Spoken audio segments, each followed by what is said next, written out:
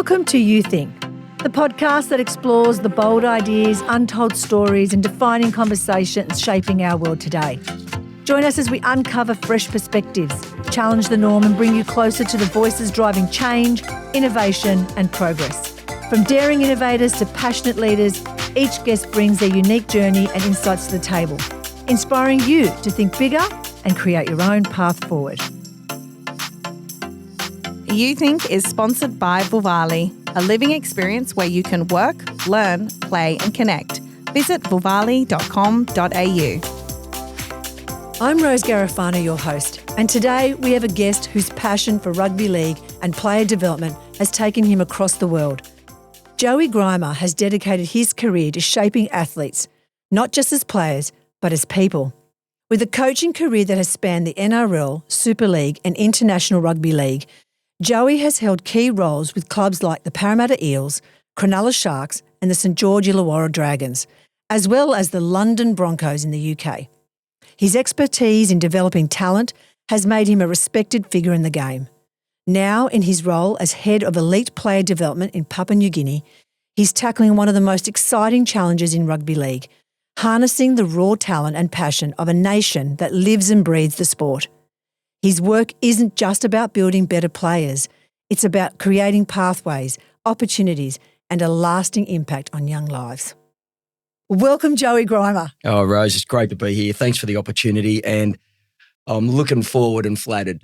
Looking forward to the next hour, spending time with you. I think it'll be more than an hour, to be completely honest, but let's see how we go.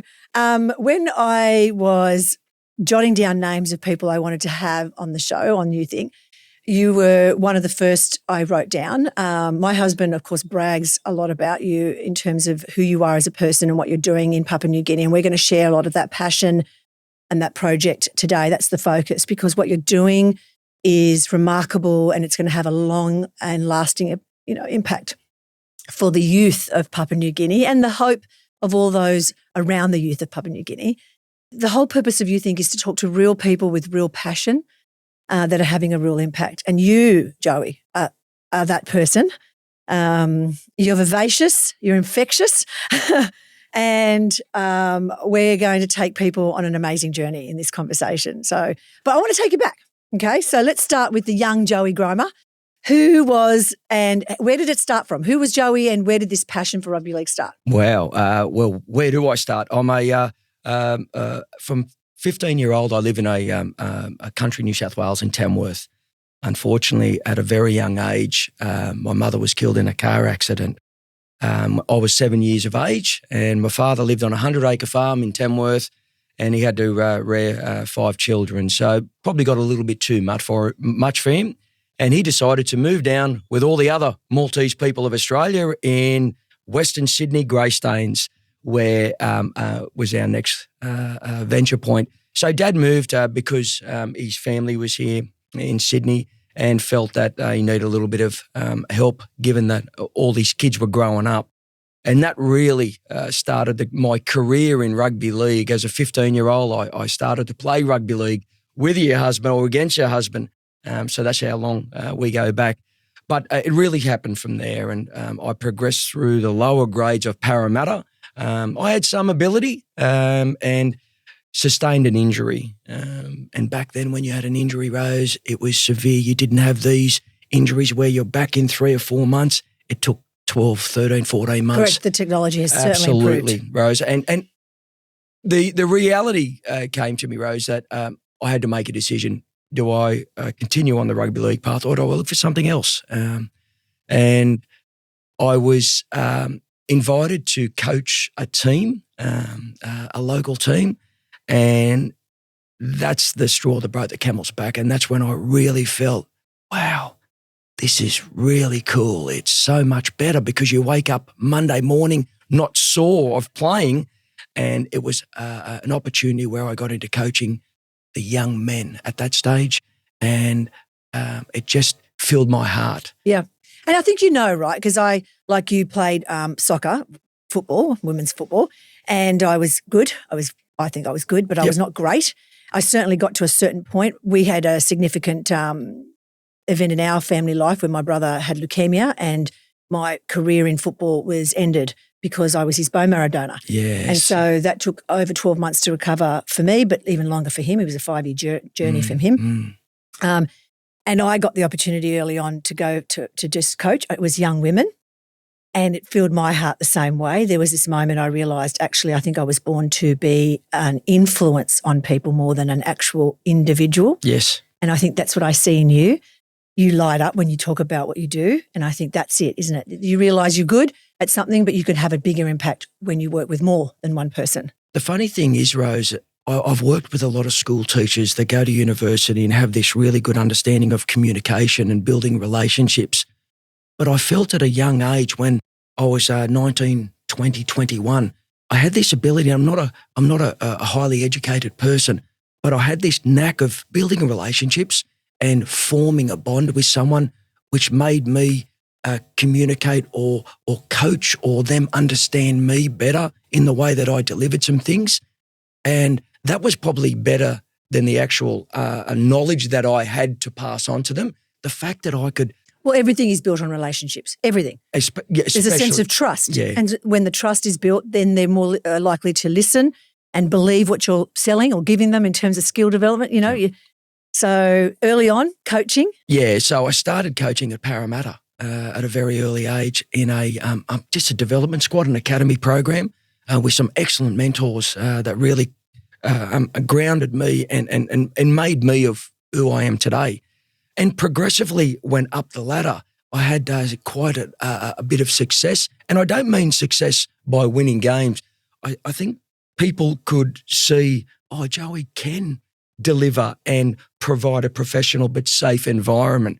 The people that were in charge of these programs, the Kevin Wises and the Andrew Hills and the Gareth Holmes, all these people from Parramatta recognised something in Joe Grima. So as I progressed through the stage or the coaching levels, not only did I have an ability to pass on this knowledge and make these individuals better on the field, I also had this opportunity and this presence that I would touch their hearts away from the field. We had a lot of kids, a lot of young men who came from the southwestern suburbs of Sydney, in Campbelltown, Lamia, those type of areas that were progressing through our grades. And there were times where I knew that they weren't buying a ticket after coming to training from school and they were jumping over the barriers and not. So I used to give them money because I thought, hey, I remember those days when I was doing it tough and we were able just to have this invisible connection. Yeah, so they saw you as somebody that they, looked up to and a role model. And you mentioned a few of your own role models already, so you were looking at coaches and thinking this is what coaching looks like, but you're bringing a Joe Grima flavour to it. And it was really important because having been disadvantaged at a young age, and you mentioned the word father figure or a mentor, a lot of these young men didn't have that. So I don't know what they didn't have because I sort of was in the similar boat, but my mother passing away. So that's how it all evolved. So I had this perfect storm, Rose. I was developing these young men, but having a little bit of success on the field well. So it was progressing up.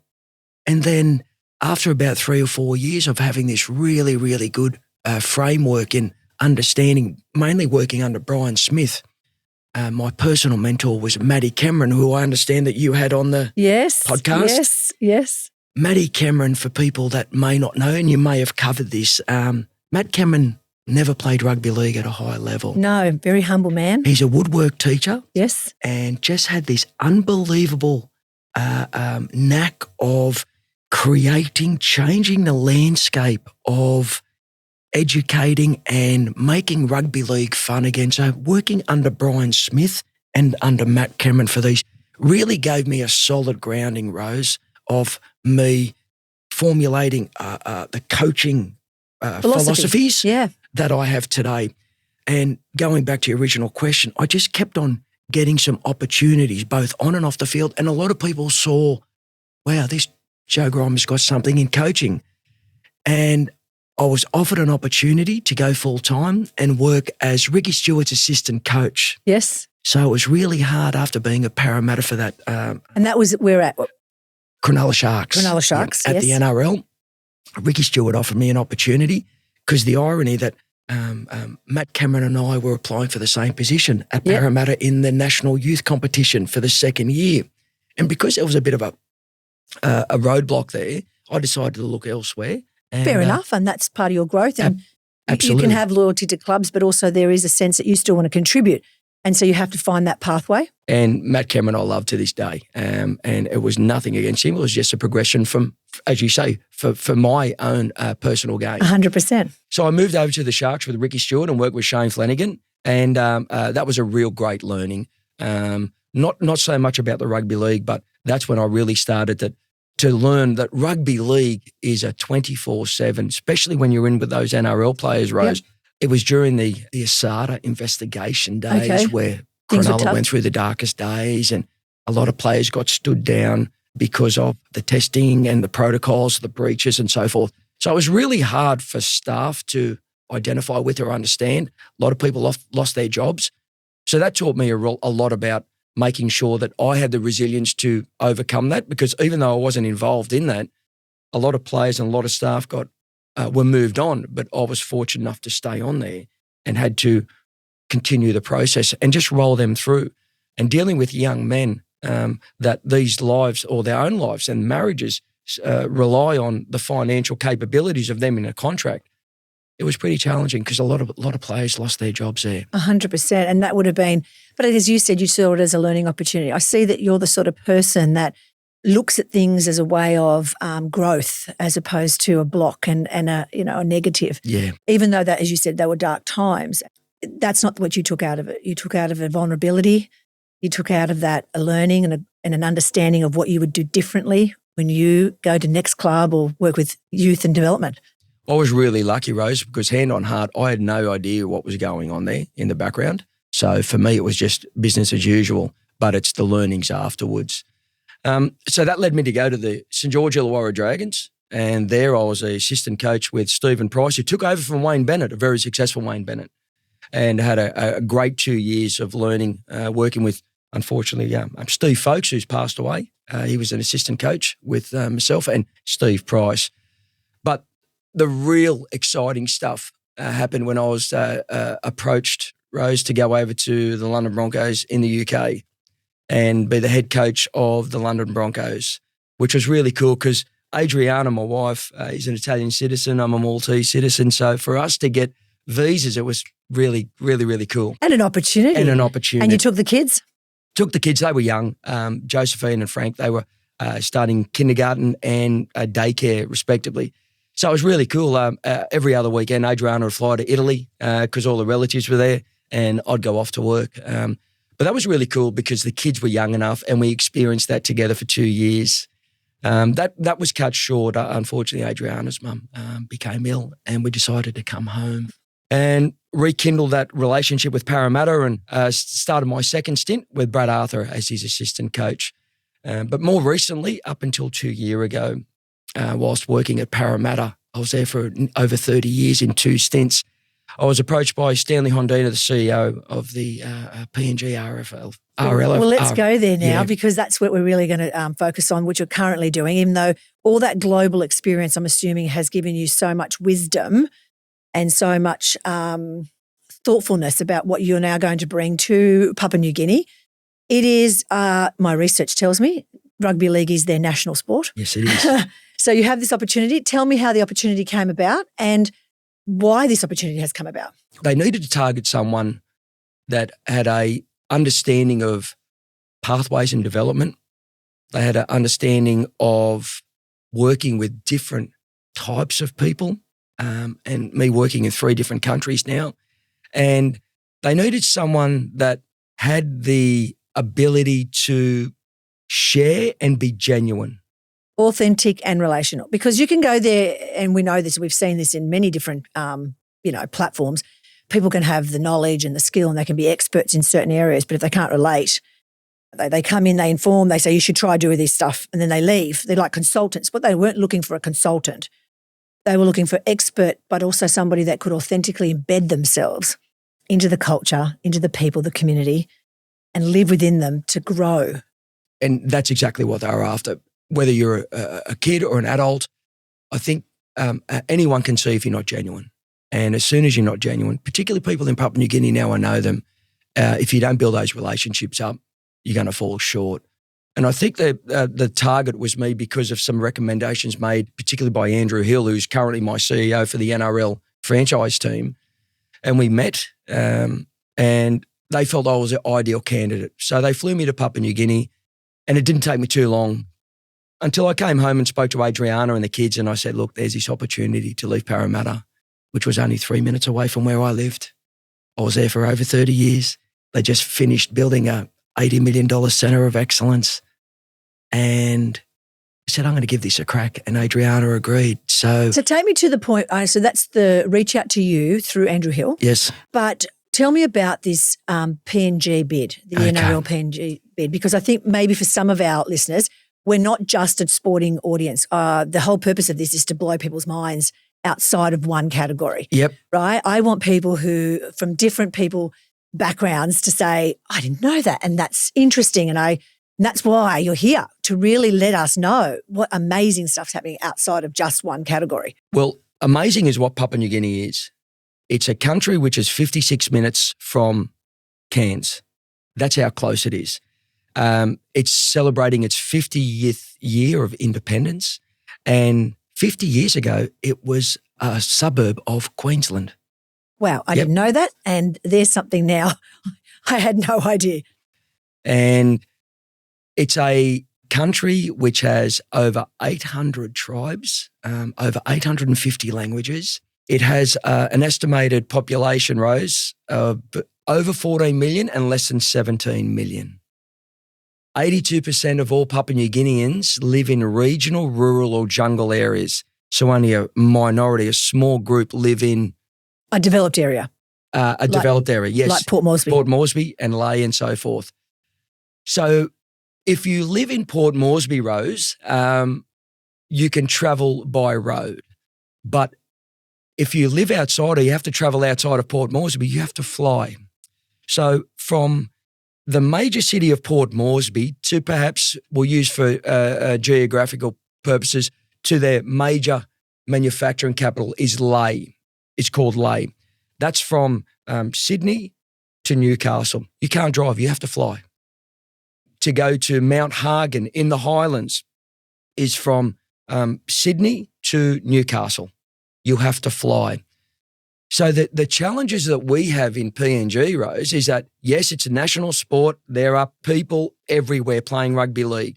Young boys, young girls, no football boots, no jerseys. They're playing with a bottle filled up with water as their footy. But it's off the Richter scale. Everywhere you go, they're playing every bit of green space. They play rugby league on roundabouts. It's crazy. I can see it. I just think it's amazing. It's the best. It's the best. And it's funny. You go to one game and you see one rugby league player. He's only got a boot on his right foot because he's a right foot kicker, and his other boot on the left is gone to his mate because he's a left foot kicker. It's just the best. It's the best. It's so raw. It's raw. And that's where an opportunity came from. This is the second bid or the second application that has been lodged with the NRL. The first one was unsuccessful, but this one that was led by Andrew Hill and the board of the NRL bid decided that we got a real red hot crackdown from a financial and sponsorship and membership capability. We tick that box. From a following, we certainly tick that box, Rose. But it was an opportunity. It was a perfect opportunity now where the NRL were looking to expand. 14 million people in a country that's just north of Australia. And we're starting to realise some young Papua New Guineans making their way in the NRL and the Super League.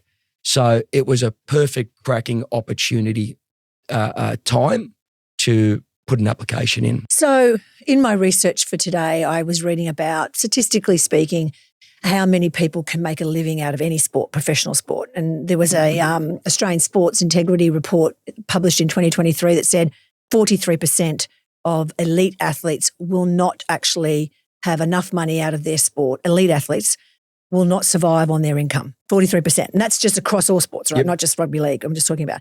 And it got me thinking about, so what is it? Less than 2% actually will make it financially. I'm not talking about making it to the first grade or, going to the Olympics or representing your country in the Commonwealth Games. I'm talking about income-wise, right? And making a living out of that, enough to survive for your family beyond your playing ability and years. So less than 2%. So that's a large proportion of our population that cannot survive financially in sport, through sport as a lifetime career. And then we go and take Papua New Guinea and add that layer over the top. Yes. All right. So already at a disadvantage in terms of access and pathways, education and economics. So tell me about this bid and how this is going to open those pathways up. Well, going back to what you just said then, Rose, is a classic example of what we're trying to do. People think it's only rugby league based, but it couldn't be further from the truth. Where the NRL franchise has benefit and the pathways that we're delivering, it's not about the footy for us at the moment, the development pathways. We've rolled out the largest one club academy program ever in rugby league history in Australia, New Zealand and England. Let's just put that to the side for the moment. And I'll quantify what I'm going to say with, there are 14 million people in Papua New Guinea. There are 6 million young boys and men, we'll just say the men at this stage, the male capacity, that are aged between 12 and 25. So we've got that amount of men, but only 17 players can play for the Kummels each year. 17 players out of that population of young males. We have an NRL team, we can pick 30 players. Mm-hmm. So only 30 players can make it any given year out of the whole population of those young men that are eligible. Let's put that to the side now. Our academy program runs over 22 weeks. If it was about rugby league, we would have to have our academy program cater for 2 million people. But we have to put a stop on it. We have to put a number on it. And those young men and women come into our 22-week program, do a lot of the stuff on the field, the skill-based, yes, the technical-based. Put that to the side. They're also doing some education programs that are assisted through the Australian PNG governments with the contributions and the sponsorship programs that they're doing. Attitude towards women. They're doing literacy and numeracy. They're doing financial management. They're doing drugs and alcohol. They're doing attitude towards social media. And right. they're just not PNG problems, Rose. They're everybody's problems. They're world problems. But if we can get onto it now, what we're actually doing, and last year we had an opportunity where we could provide statistical information to the Australian and the PNG government. Last year we had 16,000 touch points, and I'll quantify what a touch point is. Every time a player would go to a training session or an education session, that would qualify as a touch point. Okay. We have 120 boys and girls in 6 regions. So we have under 15s, under 17s, under 19s boys and under 18s girls. We have 30, 30, 30, 30. And the 6 areas we have is National Capital District, Central District, Mount Hagen, Lae, Goroka and the New Guinea Islands. Just to give you a cross-section of where we are. 720 boys and girls. They all do the same program, but it's highly unlikely that they're going to make it into the NRL. But what we will make them, Rose, what we can assist them with is making them better employees by teaching them that they have to wear their work uniform. They have to turn up on time or before time. They have to respect each other. They have to show dignity to it. They have to follow reasonable instructions, which are some things that don't happen especially well in Papua New Guinea. So really you're giving them skills, essential skills that are going to help them, as you said, become employable to start with, obviously, because just getting it in a job is going to be financially beneficial for them and their families, but also hopefully the aspiration to think that they might be able to be the employer one day. Not only that, over the in PNG, Rose, there's an obligation. There's a cultural obligation that if you are the eldest brother or if you are someone in society, you are required to look after your village, your region, your area. So we're not making them better rugby league players because if it was about the rugby league, that would be an easy fix. We want them to go back and contribute to their culture, their community, and be good leaders. Put the rubbish in the bin, not be aggressive towards younger or female, just to be a good person. Did I hear right? This is a little birdie told me. You know who the birdie is. Yes. Whispered that if they don't hit those touch points, turn up to their education, wear their uniform, that they are at risk of being out of the program. Yes, and some people would say, Joe, that's too hard. They can't afford to get to training all the time. Look, I was always told that if you walk past it or if you walk past a problem, you accept it. 100%. And there is a tendency for young men and young women that it's too hard. So I'll go later or I'll do it later. One thing that we had to do was change the mindset of these young men and women in these academies. The first thing we had to do was invite them to an induction. They never heard of an induction before. It's a new concept. New concept.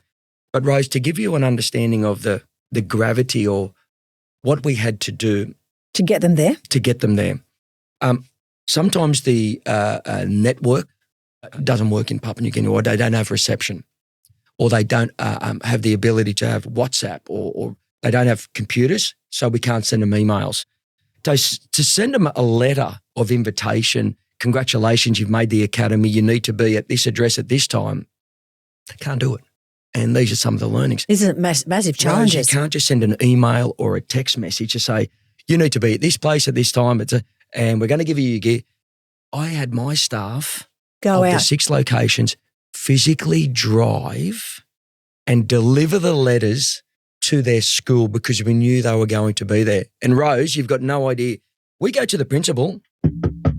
Hi, I'm Joe Grima from the NRL. I'd like to speak to 1, 2, 3, 4. They've just been, hang on, stop. He'll call his secretary in. We're going to have an assembly. This is huge. School stops, Rose, and the principal calls all the kids out and we do an official giving them a letter. Well, so they should. Because it's a momentous occasion. But for 720 people, we're driving all around the country, Rose. It was supposed to take... It's worth it. Yeah, it is. And you know what? I've got photos. For some people, it was the... It's a massive achievement. But that just goes to show when you talk about a community or region, like these schools were so proud that someone from their school's program was selected in the NRL Bid Academy program. And we're here to give him a letter. Like that doesn't happen in Papua New Guinea. But let me validate for you, Joe, what you said. You said some people said it harsh, and that's the common default. We lessen expectations for our young people. We go, it's too hard on them. Let's lower the expectation. And every time you lower an expectation for young people, they meet it. Because there's actually a body of research out there that says if you ask a 15-year-old to go here, say at middle ground, they'll go. If you ask them to go down low, they'll go. The research also says if you set that standard really, really high, they'll go there too. They'll meet the expectation you set. It's we as humans, as adults, lower it for our children all the time. Yes. And so I want to validate the fact that you said no. That's the expectation. The expectation is part of this program. You come on time, you wear your uniform, you attend school, you learn, you participate respectfully, and they're your touchstones. And if you don't, well, you don't get to be part 100%. Of the program because life is like that. And this is where I was going. The key was to get them to the induction because the induction meant they would have had to sign a code of conduct. Yep. Code of conduct. Correct. A medical waiver form. You're playing a contact injury. You're playing a contact sport. Your likelihood that you're going to get some bumps and bruises. A player profile form for our own. But the other one too was a media consent form to make sure that we got a lot of underage people here. We need to make sure that we put them on social medias that we get their consent. Correct. So we had to, but there was a hidden agenda there. I had to get, because they were all young, I had to get mum there. And if I got mum there, I'm going to make sure that the message gets through to. Yeah, because culturally, they listen to their families, Yes. very much so. There's that sense of respect and authority of the parents and the community elders. You have to get them on board. Particularly mum. Yeah, so that was really cool. So we delivered the letters, and if we wanted to roll out this NRL Academy program, we needed to be standards of NRL. Yeah. Nothing. As a consistency. Except, this yes. is what your child's going to be doing, but hey, they do it at Parramatta, they do it at the Bulldogs, they do it Correct. at Newcastle. And that's the minimum standard. So we had this wonderful turnout drinks, and the parents are really excited. They got all the gear, fantastic. They look fantastic. And the whole concept was, we've done our job now. Mum, you need your job. You do your job. If the young boy or the young girl needs 2 kina, which is, the equivalent of what we call dollars here. If they need 2 kina or 3 kina to get to training and back again, you organise that they work or do their chores, and they can earn that money so they get to training and get home from training.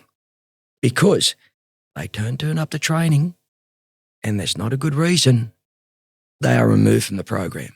And that's their opportunity and pathway at risk. So let's go to that, because you know that most of them, and then as you said, only a small proportion of them are actually going to make the NRL teams. As you said, only 30 players will be chosen to ever play at NRL level. Yep.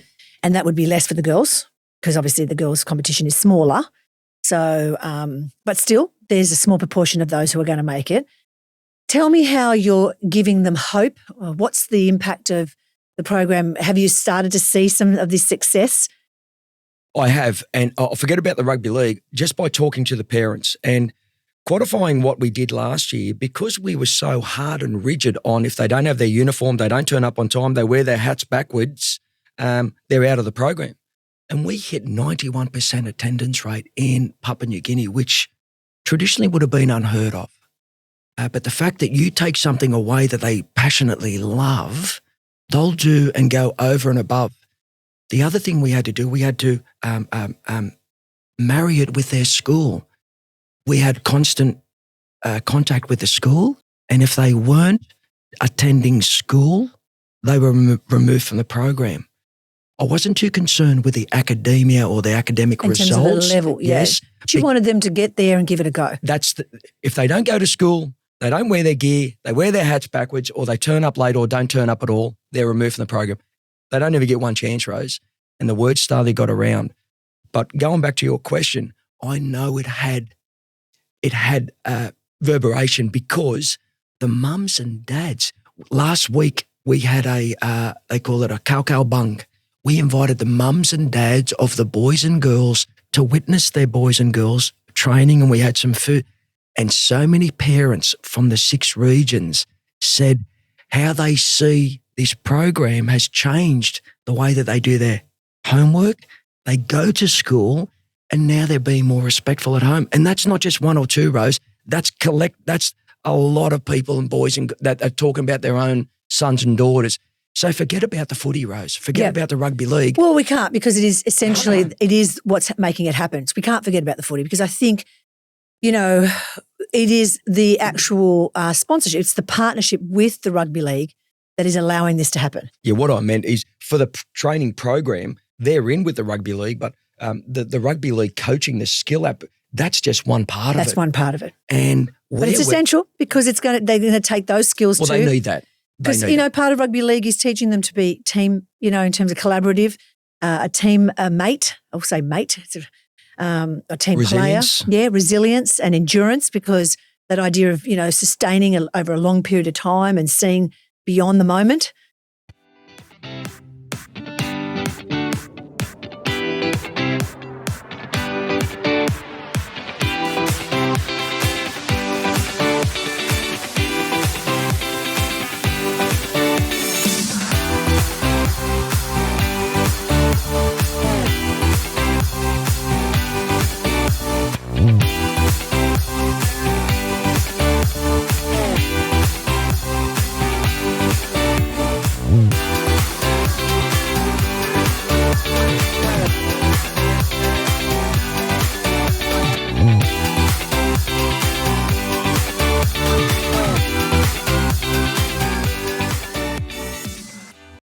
we go to the fact that this is an early program. Yes. It's in its adolescence Yes. itself as a program. And obviously the NRL will be, was it 2028? 2028, Rose. So we're still 3 years away from that. Yeah, I wish it was 4 years or 5 years, but yep. But so you've got a lot to achieve in that period of time. How are you going to, what are some of the challenges then to get this, to sustain this program? And I'm curious, are you building stadiums in Papua New Guinea? Will they fly in, fly out? How will this evolve? Okay. Originally, the idea was pitched that we would fly in and fly out of Cairns, North Queensland. But since then, the club, the directors and the NRL, in conjunction with the CEO, Andrew Hill, have decided that we're going to be Papua New Guinea and we're going to be all in. So we're currently looking at parcels of land to build the accommodation area for the staff and the players, as well as build a high-performance centre currently in Port Moresby. So that's the logistical part of the manufacturing part. But the challenges are providing or starting this pathway. And one of the challenges we are having at the moment is that rugby league at a competition level starts at 14, Rose, in Papua New Guinea. Right. We needed to start at 6, 7 or 8 because we're giving 9 years advantage of skill acquisition and development to a lot of other countries opposed to Papua New Guinea. When we get them at 14, starting in those education programs and talent ID programs, we're having to teach them the stuff that they should already know. So that's one of the greatest challenges. But if we can change and flip it over, what is the most opportunist thing that we've got rugby league in abundance over there, Rose? Because they're passionate about it. They're passionate. I still have that visual of them playing in the roundabout. They do. And honestly, that's the highlight. Yeah. Like I'm going to be telling people that story because it's so beautiful. I can show you photos that you would not believe, Rose, where they play. It's just really, really incredible. But I think that what we're offering these young men and women and the challenge that we have is that it's going to take some time. We are really happy to the direction or where we are at the moment. In some areas, we've progressed beyond what we thought or where we thought we'd be, Rose. But there's always going to be those challenges because it's 2 countries. Correct. It's location. You've got the hurdles of location, access to Rose. resources. Exactly, Rose. Infrastructure within Papua New Guinea, as you said, having to fly everywhere, bring all the equipment.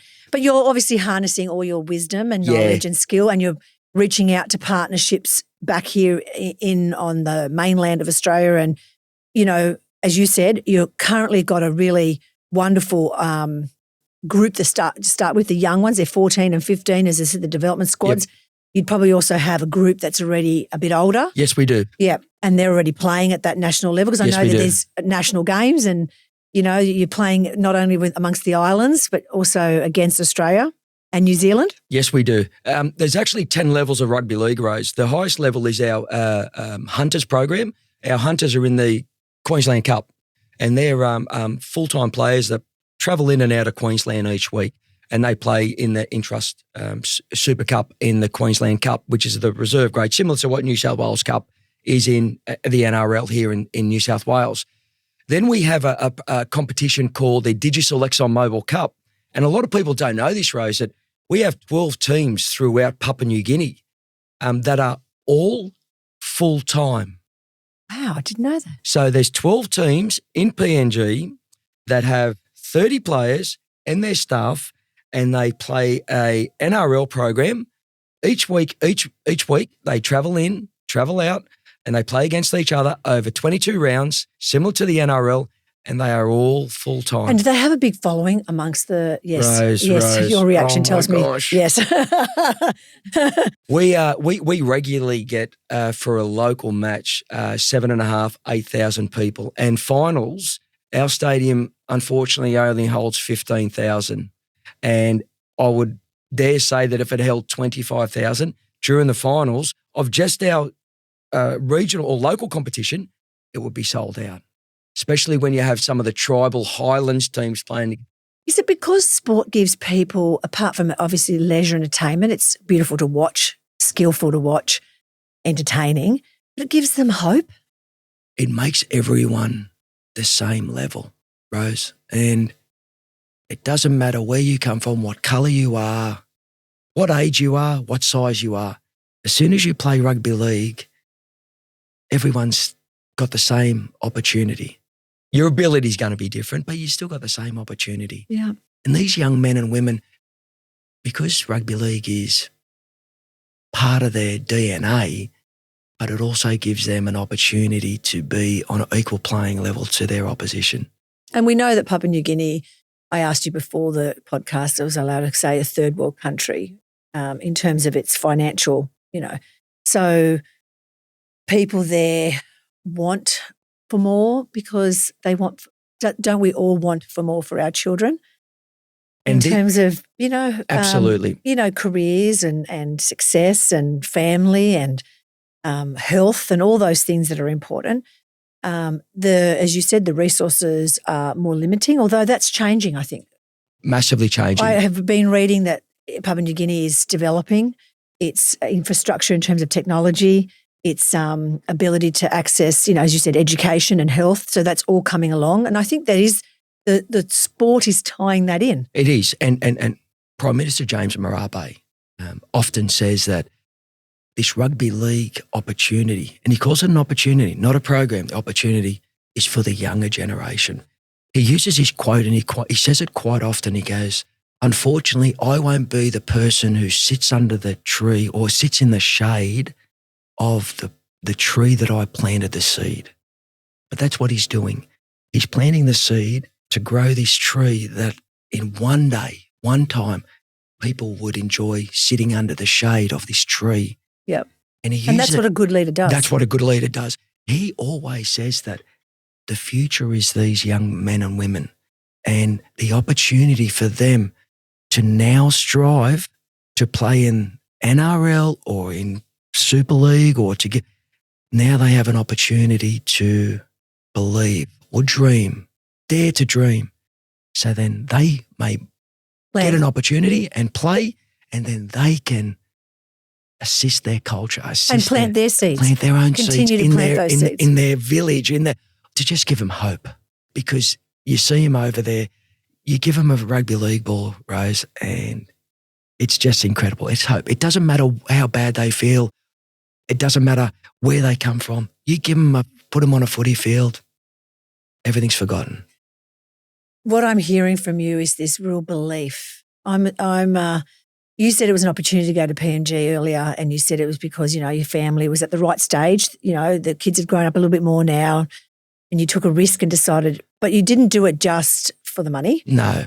This is not about that. This is about Joe Grima going back to his early days of coaching and youth development for the love of the sport and for what that gives young people. Yeah, it's hard to measure how I feel when I go back to Papua New Guinea, because I got into coaching because I had this special ability to share coaching. And I don't mean the technical or the tactical, just share coaching. And I found this same opportunity, even though these people probably wouldn't have understood exactly everything I said, because they speak Tok Pisin over there and there's different dialects and so forth. And I speak very fast because I'm all excited and blah, blah, blah. But they just got me and I just got them. And because of my nature, I guess, Rose, I had this ability just to be Papua New Guinean. Might be white on the outside, but sometimes I feel I'm Papua New Guinea in the heart, because my office is not at my desk. My office is out into the regions of Papua New Guinea. And they know me as Big Joe, not by height, obviously, but because you're involved in rugby league, you go to another region because they've seen you on social medias or someone's spoken about you. Oh, there's Big Joe. And they just want to come around you. And you feel like a rock star or a royal. And that's when you know how privileged you are. And people say, oh, Joe, you got a wonderful job and, you're doing this and doing that. But I really feel privileged, Rose, because it's how I felt when I started coaching at Parramatta in 2001, when I was it was just raw and real. That's every day of my life in Papua New Guinea. And I can see that these young boys and girls are getting something out of it. they call me Mr. Grima. They call you sir. They've got that level of respect, not only for me, but the staff too. Yeah. It's changing, Rose. There are things happening there that I would love to see the young people of Australia. Yeah. And that's because you've recognised the lack of privilege that they've had, and you're giving them that. You're giving them a sense of, as you said, making it equal or bringing equity back to, to this country and to the people and the community. Something that Australians have lost in some ways, that recognition of our privilege, because it's at our disposal. I want to say, obviously, you're then doing a lot of work mentoring yourself of young coaches. Yes. So let's explore that, because I think you've been mentored. You've mentioned some great names there, and you've brought that wisdom to Papua New Guinea. They've asked you to come in. You've said, I love that. I'm white on the outside and Papua New Guinea on the inside. I think when you become immersed in a culture authentically, that will happen. And I think that's important, because it means that you're relating to them and you're being part of who they are, their identity. But you must be also concentrating on developing from within. You have to. And I can't be there doing the same role continually. So I'm looking for the next version of Joe Grima. That's a Papua New Guinean national. And currently I've got 49 staff that we mentor, and we have personal development days every Friday, Rose, and we've been doing that for 2 years. And I can really see their transformation in their professionalism and their abilities changing and their attitudes changing. No different to our young players in Papua New Guinea. They're changing also, Rose. And it's given me the satisfaction that when they send me a weekly report, things that were foreign to them, but now we're providing the tools of the trade, computers, laptops, iPads, all the gear they need, things that they haven't had. Now they're getting the resources they need, and now they think they're owing me because we're getting those resources, that they have to lift the pro. So they don't have to do that, but they want to do that subconsciously. Well, how else do you compete? I mean, if say, okay, in 2028, you don't have all these access, you're not developing your coaching staff and all the rest that you're doing, you come up against your first NRL game. Oh, let's go with the Broncos. I'll pick a different team other than Parramatta. And the coaching skill isn't there, right? Yes. So as much as you're investing in the development of the players, you have to invest in those who work with the players. And that does mean upskilling them in the technology, in the coaching methodologies. I've seen rugby league change. I mean, I'm privileged enough to have a husband who's a coach and was for many, many years. A good coach too. And someone who I've watched evolve over this time, watching him apply the technology, the thinking around rugby league coaching, the skill sets, what they need on the field. I've seen it. So I'm super impressed of what I've seen just as an observer of that. And so you're bringing that to them because you don't want them to suffer. You want them to go in feeling competitive. And they've also got to measure to certain standards too, Rose. There have been a number of coaches or staff that haven't met the standards and I've had to replace. So it's no different if you're a player or a staff member. In fact, we know we need them to drive the standards even more because they're going to be the custodians of the standards that we deliver. So really, really super important, but I'm really proud of the way that they've adapted. And again, it's because I think I transition in from an Australian to a Papua New Guinean. I say quite often to some people that are in similar roles to me, to understand their culture, you need to walk with the people.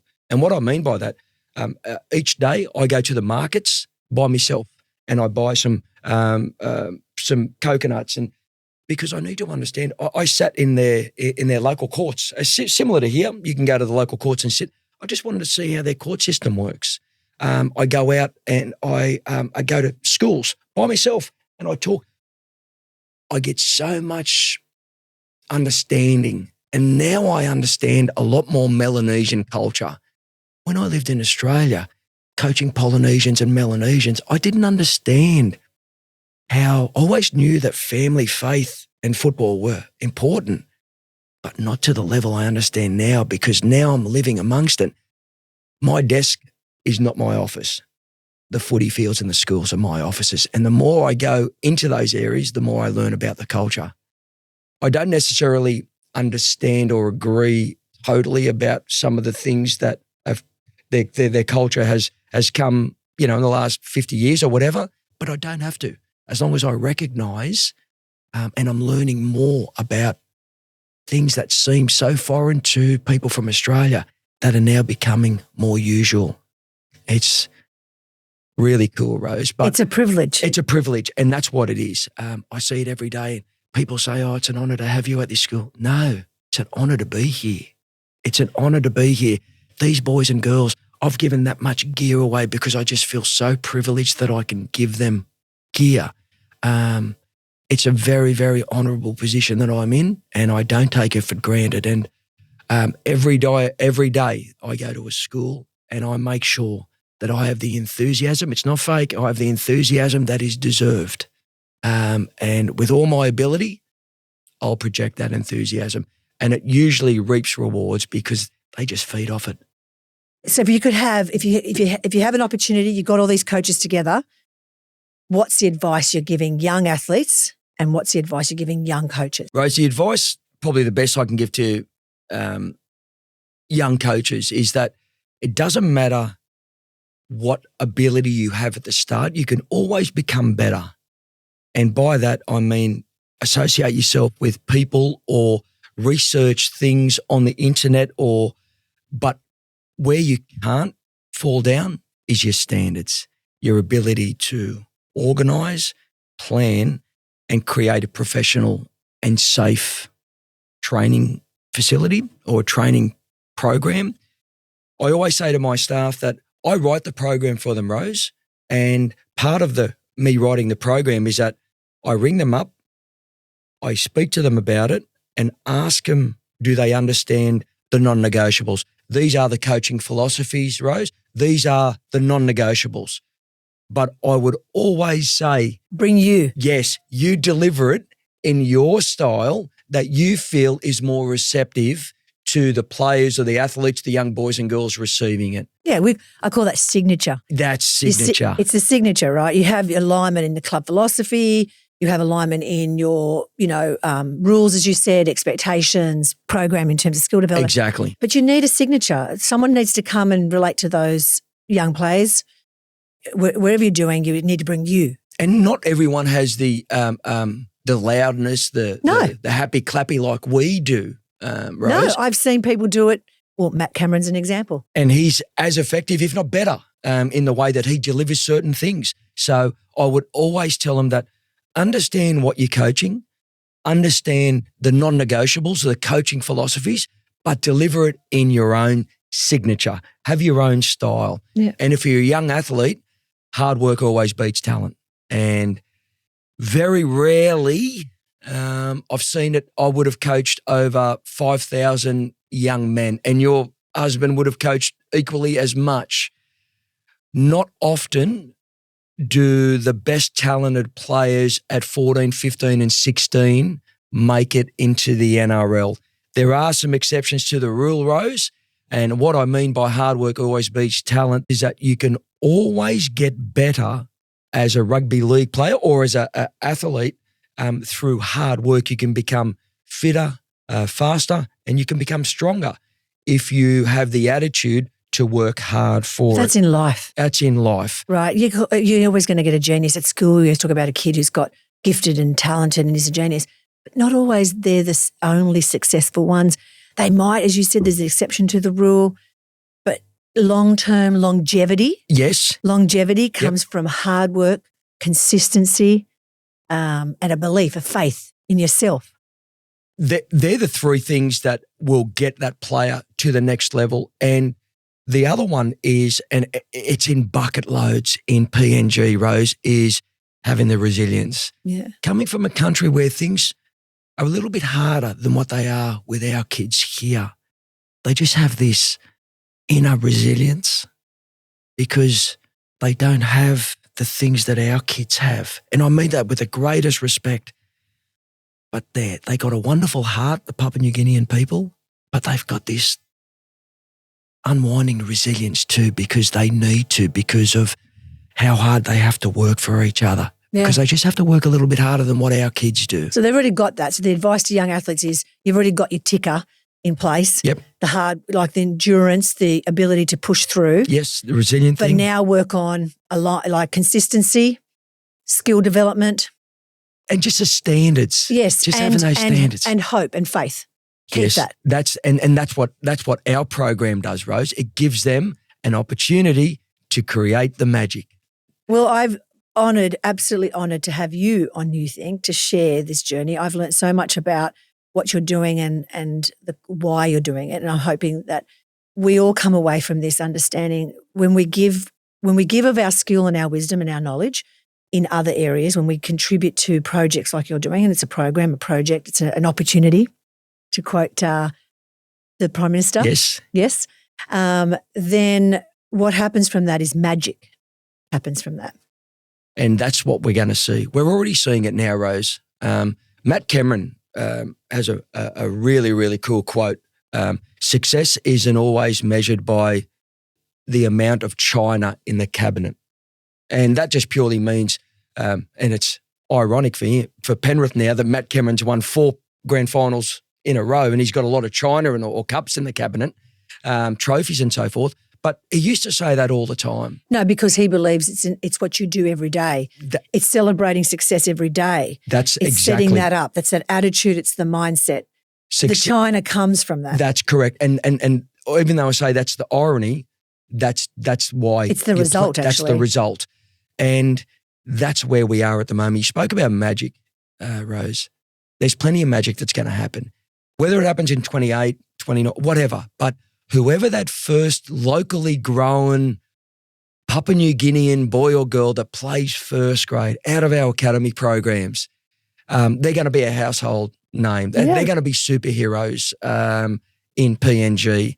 And it's only the start of something that if we get right, Rose. Well, you've got a super fan in me. Yes. And I'll go home and sneak into my husband's wardrobe and take some of his gear and wear it, and proudly so. I can't wait to share this episode with everybody. Joe Grima, you're an amazing human being doing something that is impactful, purposeful, thoughtful, and we're going to be following your journey, following the Papua New Guinean bid and journey as they progress. Can't wait to have you on season 3 when you can come back and talk about those individuals. We can maybe bring really one on the show and share some of their success and their story. I'm just flattered for being here, and I just reach out to your listeners. Sometimes there's some negative things said about Papua New Guinea, and it couldn't be further from the truth. I love the place. I intend to live there a lot more. I'm going to bring my wife over there when the next couple of years.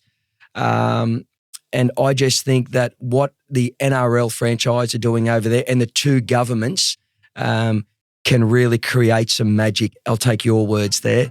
We're really going to create some magic in the years to come, Rose. And thanks for you guys having me on this podcast. And I just, thanks to your listeners. Well, thank you.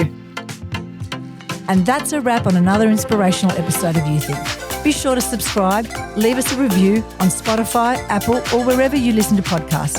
If you want to dive a little deeper into anything we touched on today, you will find links in our show notes. And don't forget to follow us on social media at Impactify AU. Until then, see you next time.